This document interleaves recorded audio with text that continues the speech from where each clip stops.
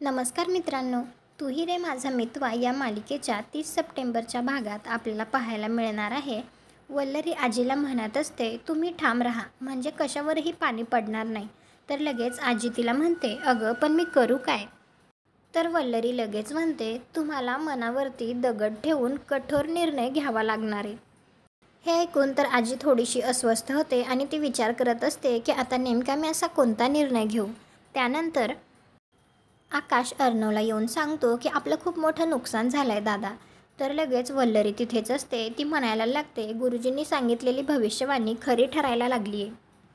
आणि ती अर्णव ईश्वरीकडे बघतच म्हणत असते, चुकीच्या व्यक्तीबरोबर लग्न झाल्यानंतर त्याचे काय परिणाम होत आहेत हे बघताय ना.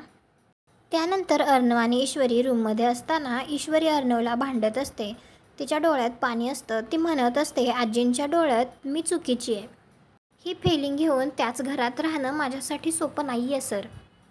आता अर्णवलासुद्धा काय करावं हे काही कळत नसतं. तुम्हाला हा भाग कसा वाटला ते कॉमेंट करून नक्की सांगा. व्हिडिओला लाईक करा. आपल्या मराठी मालिका चॅनलला सबस्क्राईब करा. भेटू उद्याच्या भागात.